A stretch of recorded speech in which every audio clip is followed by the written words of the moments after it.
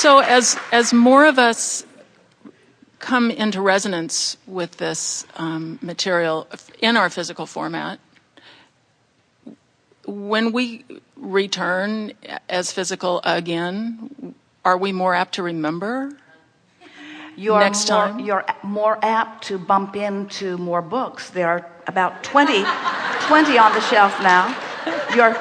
You're more apt to rendezvous with more people who have kept it alive through their active awareness.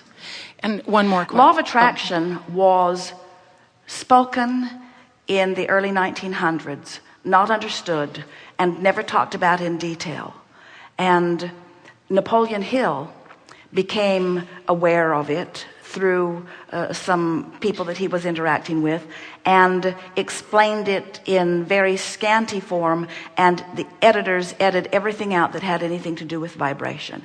And it was not until Abraham began flowing through, well, we started to say Abraham began flowing as Seth through Jane Roberts, that the idea of creating your own reality was activated again. There was a big span of time in which it was relatively inactive. When Jerry began reading Seth, he felt a renaissance of desire bubbling within him, which led to the receiving of Abraham, and in the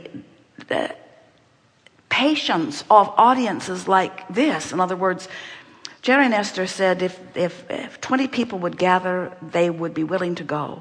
So since 1987, they've been presenting gatherings like this where people can ask their questions, and more and more and more definition about law of attraction has been coming forth. In other words, it's always the way that it is. Anytime there is something that is resonant with who you are, the potential of it being activated again comes forward. But it requires someone who is willing to stand in a place where they can receive a vibration long enough that they can begin to make sense of it. In other words, the vibrations never go away.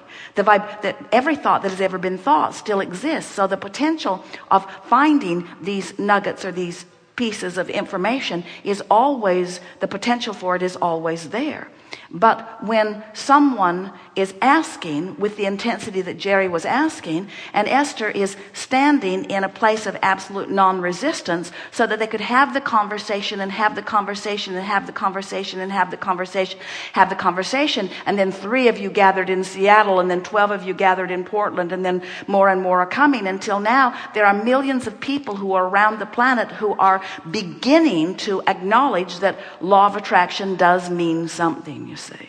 Now, there's something really interesting going on with law of attraction now, because most everybody who's heard about law of attraction is misunderstanding what it means, because they don't understand that the true attraction that is at the heart of the true law is in this vortex, that is the non-physical version of you, the eternal version of you. And if that part is left out, then nothing else makes sense. Are you following? And so that's what you're out there talking about here today. But that's a little treacherous to talk about something that's spiritual in a world where there is so much competition about religion. And we want to say to you, we are, and we are not saying this because we want you to do anything about it, at the heart of every religion. There is no religion that is apart from this power of this law. We are all eternal beings, you see. And so what you really want to do, and this is the movement that is really afoot.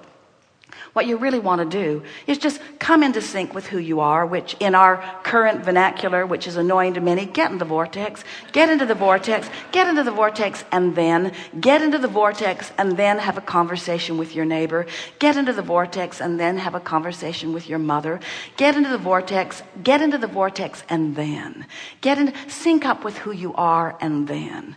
And what this generation and the one that follows and the one that follows has the potential of understanding is that everyone on your planet is of benefit to you, and there is no value and no reason to make an enemy of anyone.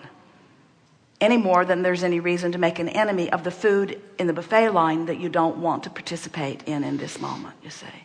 So having said all of that, now we want to add a big so what to it. We really want to say, no big deal. Don't run around and say, I found the secret to all of, well,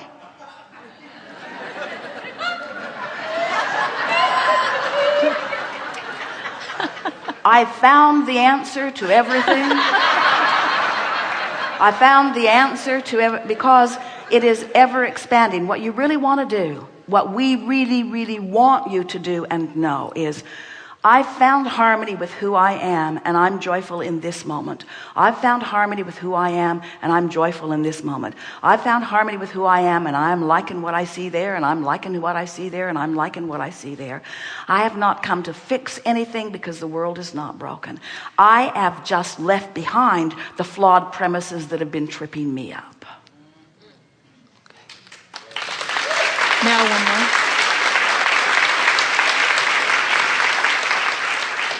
I notice when I listen to the CDs, sometimes you'll answer a question with such power and clarity that I begin to cry. And it's happening more frequently, not less frequently, as my understanding gets deeper. And I'm wondering what's going on in terms of the emotional scale. It doesn't feel like just the ease and bliss of being in the vortex. Well, what that is, it's in your willingness to stay focused with us. Happened here just now to some.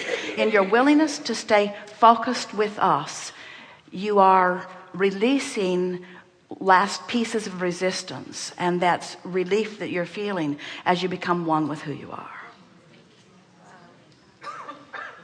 And you never get that done, do you? In other words, because tomorrow you're going to find another piece of resistance somewhere. Isn't that nice? Isn't that nice? Don't you just love expanding and catching up and expanding and catching up? Don't you love being eternal? Don't you love knowing you never get it done? And you'll reach a point. You've already reached that point. You'll reach a point where you'll understand your hands-on ability, that you can consciously control your relationship with who you are, and then nothing in the universe, certainly nothing on this planet, will ever pose anything that is even close to a threat to you, because you know, I can go to the vortex anytime I want, eventually. Good time for a segment of reflection.